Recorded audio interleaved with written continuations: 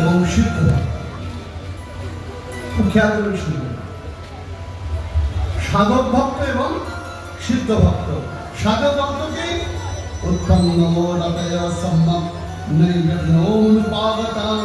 কৃষ্ণ সাক্ষাৎ কৃতৌ যজ্ঞা সাধকা পরিকীর্তিতা উৎপন্ন রতয়। শ্রী ভক্তমণ্ডলী, আমরা বললাম না কৃষ্ণ ভক্তিটা আমরা পেতে চাই। শাস্ত্র বলছেন কৃষ্ণ ভক্তি রসভাবিতামপি ক্রিয়াতাম যদি কুতোপি লভ্যতে তত্র লৌলমপি মূল্যমেকদম জন্ম কোটি সুকৃতৈতদম। কৃষ্ণ ভক্তি রসভাবিতামপি মতি, এই যে বলছেন উৎপন্ন রতয় সম্যগ্নয় টুকরো পাওয়া। মতি কয় রকম হয়? 4 রকম। খেয়াল করে শুনতে হবে। বলছেন মতি, তারপর কি সুমতি, তারপর কি কুমতি, আর শেষে কি মহামতি। মতি কাকে বলে? সহজ ব্যাপার। আমারটা হলো কিনা আমি চিন্তা করলাম না, তোমারটা হলো কিনা আমি ভাবলাম না, এর নাম হলো প্রেম মতি। আমার ছেলে চাকরি পেল কিনা, আমার মেয়ে বাচ্চা হলো কিনা, আমার জামাই ভালো আছে কিনা, আমার বাড়িতে রুটি বিক্রি হচ্ছে কিনা, তাহলে এইটুকুনি ভাবনা, আমার আর ভাবনা নেই, এর নাম হলো মতি। সুমতি কাদের বলে? আমারও হোক তোমারও জানা। শুধু আমি ভালো থাকলে হবে না, আমরা মনে করি আমরা একা ভালো থাকবো, পৃথিবীতে একা ভালো থাকলে হবে না। কারুর বাড়িতে খাবার নিয়ে আপনার বাড়ায়, আপনার একার বাড়িতে খাবার আপনি খেতে পারবেন না, ছিনিয়ে নিয়ে চলে যাবে, মেরে ফেলে দেবে আপনাকে। পাকিস্তানে দেখেছি কম নিয়ে কি কারাগারি মারামারি চলছে। প্রতিবেশী দেশ, কষ্ট হয় সেই দেশের নাগরিকদের জন্য।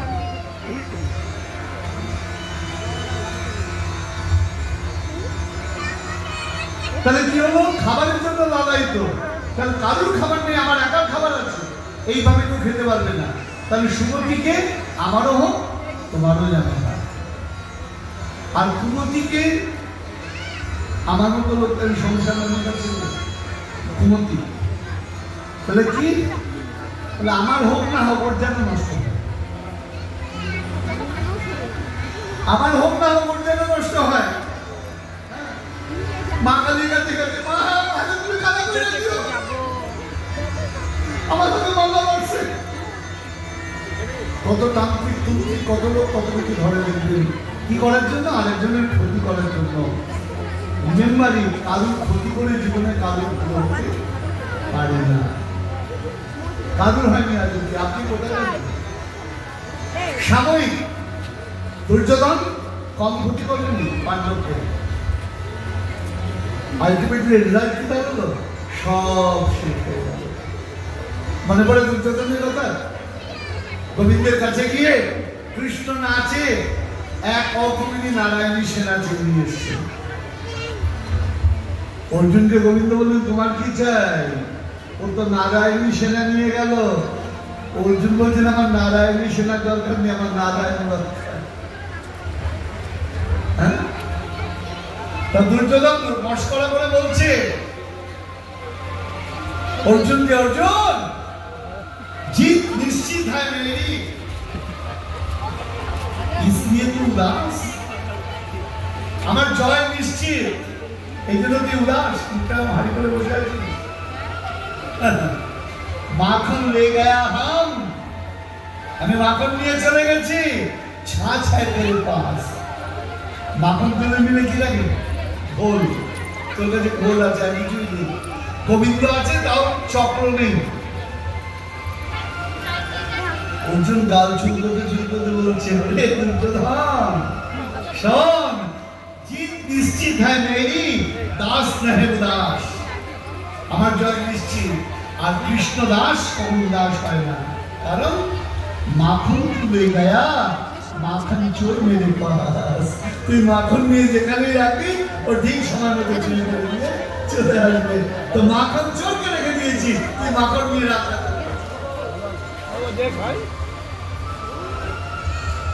তো মতি, সুমতি, কুমতি,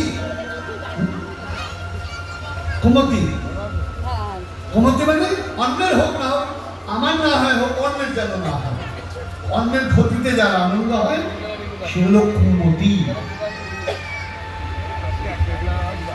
আর মহামতিকে নিজের জন্য কোনোদিন চিন্তা করে না, যে জগতের জন্য চিন্তা করে, তারা হলো মহামতি। মহামতি কে? এমন মহামতি কজন? বড় কমজন। এমন মহামতি কে? আমার গৌড়ীয় বৈষ্ণবগণ যারা রূপ সনাতন আমাদের, আমরা কীর্তন করি, শ্রীজীব গোপাল ভট্টবাদ কীর্তন করি, মহামতি। আপনাদের মনে পড়বে ছোট্ট একটা দৃষ্টান্ত দিই, গৌড়ীয় বৈষ্ণব দৃষ্টান্ত দিয়ে অন্য দৃষ্টান্তে যাবে। মহামতি কৃষ্ণদাস কবিরাজ গোস্বামী বলে গুরুদেবের নাম কি কেউ বলতে পারবেন এখানে? খুব কঠিন প্রশ্ন করে ফেলবেন নাকি? চৈতন্য চরিতামৃতকার কৃষ্ণদাস কবিরাজ গোস্বামীপাদ কার থেকে কৃষ্ণ নাম দীক্ষা গ্রহণ করেছেন? এত টাইম দেওয়া যাবে না, বলে দিচ্ছি। আমরা যখন কীর্তন করি জয় রূপ সনাতন, তখন দুজন রঘুনাথের কথা, একজন রঘুনাথ ভট্ট আর একজন রঘুনাথ দাস গোস্বামী। আমার কবিরাজ গোস্বামীপাদ রঘুনাথ ভট্টবাদের দীক্ষিত। মজার ব্যাপার দেখুন, আমরা যদি বড় লোক একজন শিষ্য হয়, প্রায় পারলে পায়ে ধরে দিয়ে যাবে। আগে কি হতো? দীক্ষা দিয়ে শিষ্য ধন্য হতো, দীক্ষা নিয়ে। এখন দীক্ষা দিয়ে গুরুদেব ধন্য হয়।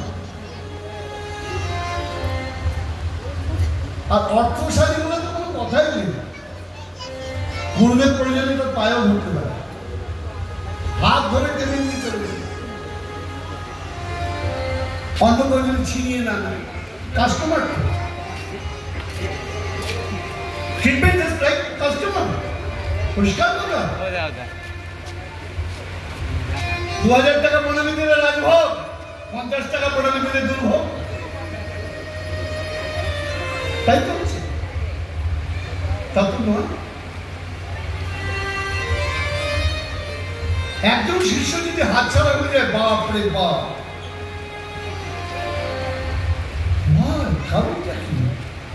মহামতি দেখুন, রঘুনাথ ভট্ট দীক্ষা দিয়ে রূপ আমার কবিরাজ গোস্বামীপাদ কলম দিচ্ছেন, আমাকে দীক্ষা দিয়ে তিনি রূপ গোস্বামীপাদের হাতে তুলে দিলেন।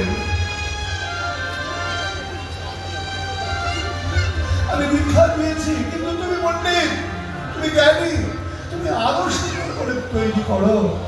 নিজের ছেলেকে যেমন প্রাইমারি স্কুল থেকে হাই স্কুল থেকে কলেজ থেকে ইউনিভার্সিটিতে দেওয়া হয়, ঠিক তেমনি আমাকে গুরুদেব দীক্ষা দিয়ে গোস্বামীপাদের হাতে তুলে দিলেন। শ্লোক আছে, বলে দেখে নেবেন, কবিরাজ গোস্বামীপাদের শ্লোক। মহামতি শিষ্যের মঙ্গল চিন্তা। এই জন্য বলা হয়, গুরুদেবের ধ্যানেতে বলা হয় সর্বমঙ্গলাধারম সর্বানন্দায় বিভু, শিষ্যের মঙ্গল ছাড়া অন্য চিন্তা করবে না। মহামতি এরা। আরেকজন মহামতি কথা বলি, এখন তো সমাজে যেটা গন্ডগোল, চারিত্রিক বিন্যাস নষ্ট হয়ে যাচ্ছে। একজন যেভাবে ছবি তোলে, ছবিগুলো দেখলে লজ্জা লাগে, গুরু হয়ে কি করে এই ছবি তোলে, গলা জড়িয়ে বা কোলে নিয়ে, আরে সফলার না। মহাপ্রভু এই পথ আমাদের দেখাননি। মনে পড়ে আপনাদের ছোট হরিদাস ঠাকুর শুধুমাত্র বৃদ্ধা মাধবী দেবীর কাছে চাল ভিক্ষা করেছিলেন বলে তাকে তিনি বর্জন করে দিয়েছিলেন। একই ইচ্ছা, তাহলে নিজেকে কন্ট্রোল করবে কি করে? মহামতি স্বামী বিবেকানন্দ, তার ঘটনা জানেন আপনারা। শিকাগোয় বক্তব্য রেখেছেন, আমি ওই নিয়ে বলবো না, অন্য বিষয় নিয়ে। শিকাগো আমিও গিয়েছি, দেখেছি। তো শিকাগোয় বক্তৃতা দিলেন স্বামী বিবেকানন্দ। তার বক্তব্যে সবাই মুগ্ধ। সনাতন ধর্মের উপর এমন প্রাঞ্জল বক্তব্য, অদ্ভুত বক্তব্য রাখলেন যে সনাতন ধর্ম পৃথিবীর সব ধর্মকে আশ্রয় দিয়েছে। আমার তো দুঃখ এটাই, আমার আক্ষেপ এই জায়গাতে, খারাপ পাবেন না কেউ। রামকৃষ্ণ মিশন তারা যীশু খ্রিস্টের জন্মদিন বড়দিন পালন করে। কোন গির্জা আছে রামকৃষ্ণের জন্মদিন পালন করে? একটা দেখান না। ও যত ঠেকা আমরা নিয়ে বসে আছি সাম্প্রদায়িক সম্পর্কে, হ্যাঁ, যত দায় আমাদের, আর কারোর কোনো দায় নেই। প্রেম কখনো একতরফা হয় না। আপনি মানলে ভালো, না মানলে ভালো। সত্যটা স্বীকার করবার জন্য মানসিকতা রাখতে হবে। ভালোবাসা কখনো একতরফা হয় না। সম্প্রীতির পতাকা আপনি একা নিলে হবে না, আপনাকে খেয়াল রাখতে হবে। সেই স্বামী বিবেকানন্দ বক্তৃতা দিয়েছেন, আমি ইঙ্গিত দিয়ে চলে গেলাম, যাবো জানো বুঝিয়ে দিয়েছেন। समझदार लोगों के लिए इशाराय काफी होता है, যারা বুদ্ধিমান তাদের জন্য ইশারাই যথেষ্ট, এর বেশি বলার প্রয়োজন নেই। বক্তৃতা দেওয়ার পর তিনি সুদর্শন দেখতে আমার মতো পদাকার ছিলেন না। সুদর্শন পুরুষ, ইংরেজ মেয়েরা, আমেরিকার মেয়েরা একদম পাগলের হয়ে গেছে। একজন তো গিয়ে অফার করলেন, আমি আপনাকে $1,00,000 দিয়ে দেবো, I want to marry with you, আমি বিয়ে করতে চাই। স্বামী বিবেকানন্দ বলছেন, আমার তো বিবাহ নিষেধ, আমি সন্ন্যাসী, সন্ন্যাসী বিবাহ নিষেধ। সেই মেয়ে নাচল বাধা, বিয়ে করবো তোমাকে, যা ডলার লাগে দেবো, বাড়ি দেবো, সব দেবো তোমাকে, শুধু একটাই শর্ত, করে বিয়ে করতে হবে। তো স্বামী দেখছে তুমি পেছন ছাড়ছে না। তা জিজ্ঞাসা করলেন, তুমি আমাকে বিয়ে করতে চাইছো না, কারণটা? আমার তো কিছুই নেই, আমি তো সর্বত্যাগী সন্ন্যাসী। বলে, না, তুমি এমন সুন্দর দেখতে, তোমার বিয়ে করলে তোমার মতন একটা ছেলে হবে, আমার ছেলে তোমার মতন দেখতে হবে, এই জন্য তোমার বিয়ে করতে চাইছি। স্বামীজি হাসছেন, এই জন্য আমার বিয়ে করতে চাইছো, আমার মতো ছেলে চাই, এই জন্য বিয়ে করার দরকার কি? আমার মতো যখন ছেলে চাও, আজ থেকে তুমি আমার মা, আমি তোমার ছেলে। আজ থেকে তুমি আমার মা, আমি তোমার ছেলে, এই তো হয়ে গেল আমার মতো ছেলে। মহামতি চিত্ত কোনোভাবেই তাদেরকে প্রলুব্ধ করা যায়নি। নামাচার্য হরিদাস ঠাকুর মহামতি, কোনোভাবেই চিত্ত প্রলুব্ধ করা যায়নি। আজকের যুগে আমরা কি দেখছি? শুধু ভক্তমন্ডলী, তাই কৃষ্ণ ভক্তি রসভাবিতামতি ক্রিয়াতাম যদি কুটোপি লভ্যতে তত্র লৌলমপি মূল্যমেকলম জন্ম কোটি সুকৃতৈ লভ্যতে। কোটি জন্মের স্বীকৃতি থাকলেও ওই বস্তু পাবে না যদি সাধু কৃপা এবং ভগবত কৃপা না হয়।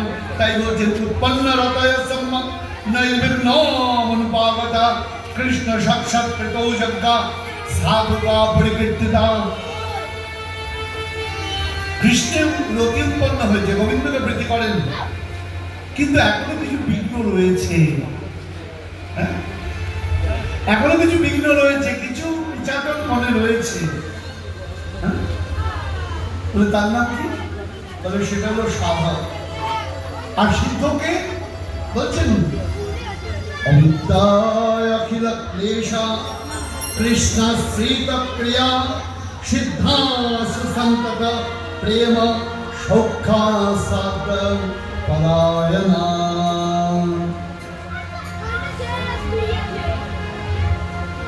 কি বলছি? অবিদ্যা অখিল ক্লেশা, এখানে কিন্তু অবিদ্যা বলে ছেড়ে দিয়েছেন। অবিদ্যা মানে অজ্ঞানতা। অজ্ঞানতা কাকে বলে বাবা? না জানা। না জানলে গন্ডগোল হবে, জানলে বলে গন্ডগোল হবে না। বুঝলেন? কাউকে ভালোবাসতে গেলেও জানতে হবে, কাউকে ঘৃণা করতে গেলেও তাকে জানতে হবে। যদি তুমি খারাপ জিনিসকে ভালোবেসে গেল, না জেনে বিপদ আছে।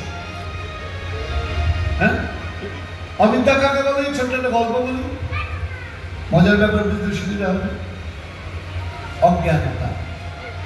এক রাজা আর এক মন্ত্রী বসে রয়েছেন সবার মধ্যে।